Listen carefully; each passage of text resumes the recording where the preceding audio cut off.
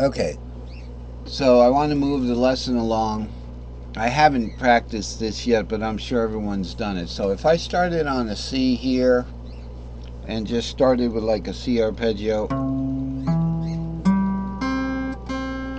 and then I want to go to a D minor,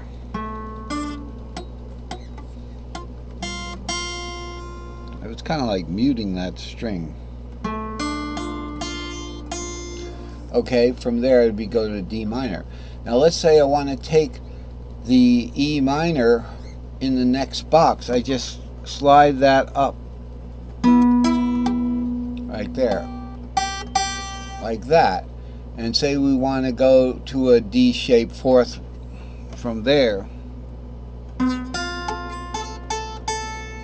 Okay, so you can kind of move around and decide which one you want, and they're sort of one position up from each other. Okay, but there's overlap. So where this cage starts on the 3, this one's on the 5, this is on the 6. Actually, maybe there's not that much overlap, but there should be. For instance, you got the 5 up on this end, and you know, so these guys share notes. You can connect these together and make like really cool, you know, all over the fretboard kind of thing. This is pretty much the fretboard, like this. So to this D would be to this 2 here, right? So you could start with a D-shaped something. A D-shaped C with me would be way up here. Although without the capo, you know, because I have a down-tuned guitar. So you start with a D shape, and then you go to an E minor. Okay, so I'm going to have to bar here and do, here's the second degree of that one.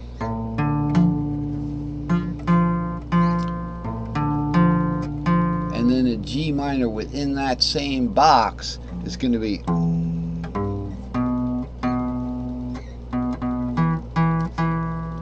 Alright, so then say we want to go to, we don't want to do another G there, which would sound like this, wouldn't it? It would be, whoops, I messed that one up. The G would have to go to the 4th.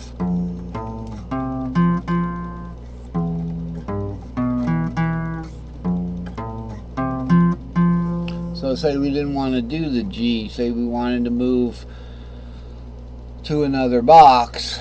So we could go to, D would go to the C one if it was going up, or we could go down, you know, to down, you could go down in it too. Alright, so to the next one.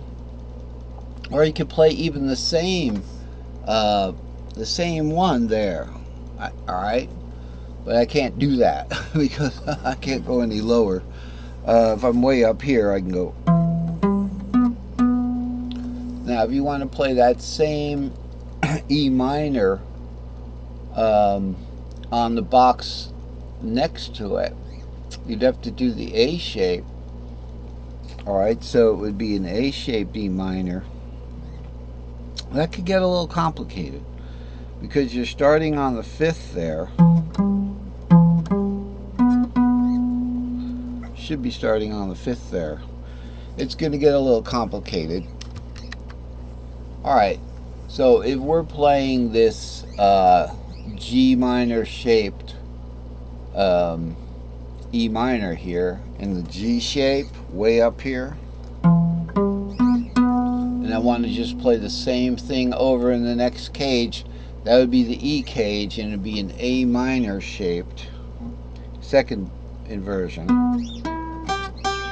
So you can see, and you string them together.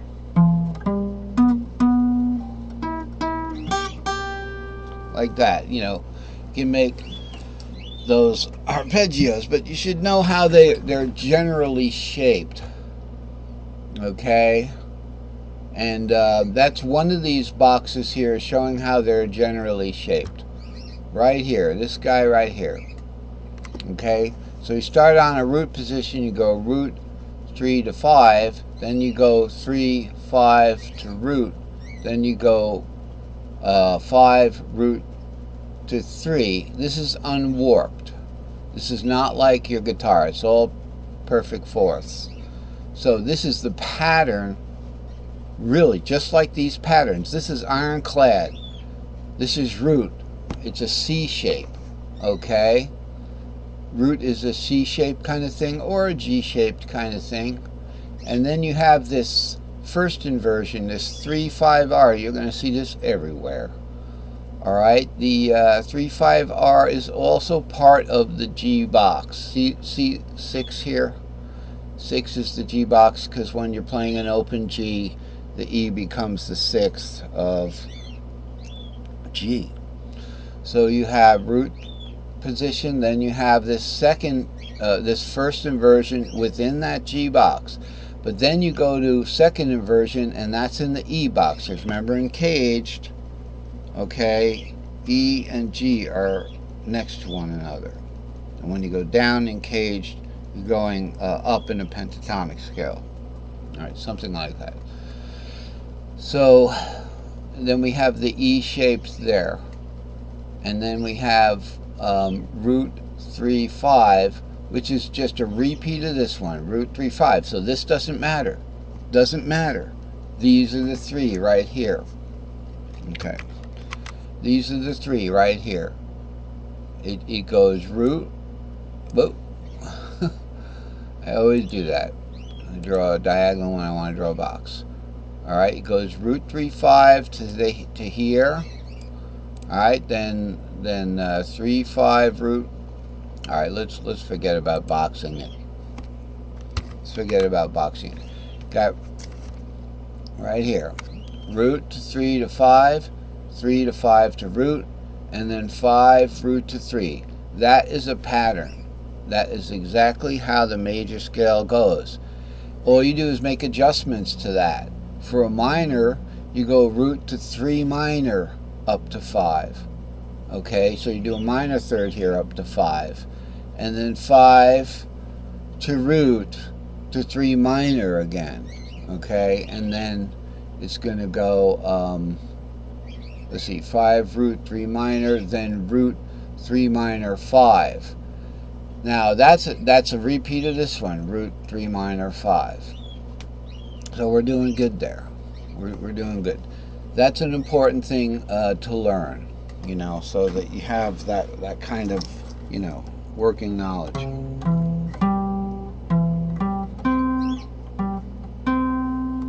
Okay then.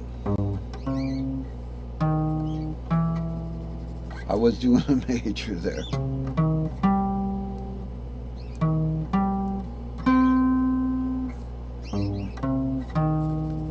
It's just a repeat. So there's only 3. There's only 3 well, there's only 2 inversions, 1 root. Here's root 3-5, first inversion, 3-5 root, second inversion, 5 root 3. Now you'll notice this is the E shape. 5 root 3 is the E shape. Root 3-5 is everywhere, but you know, you think it's only in the G because I just happen to use the 6 here, but it's also in the C. By the C. No, it's in the C. So we have up here, oh, I guess I got that to the tippy top. So root 3-5 in the C, it's just on the second string. But everywhere you look, there's root 3-5, root position, right? Root 3-5. With the warp, it's going to take on some strange shapes. But everything takes on strange shapes with the warp. But if you learn the pattern, okay, then you can just take it through the warp as you go through the warp. So these are the patterns, at least on the barred, with the barred, okay? These are the patterns. And while we're here, I forgot to explain, when we had the pentatonics, let's say a C pentatonic starts 3-5 6 root, okay? And then we want the 2 right above the 6 here, perfect fourth, 2-3-5 6 root 2, and then the other pattern has to be over. Okay, so it always has to be under the 7th, but if you're not playing the 7th or the 4th with pentatonics, you're just using the boxes. Okay, they have to be left justified, but the warp will bring them back over. So you just learn these patterns, just these 2 boxes right here.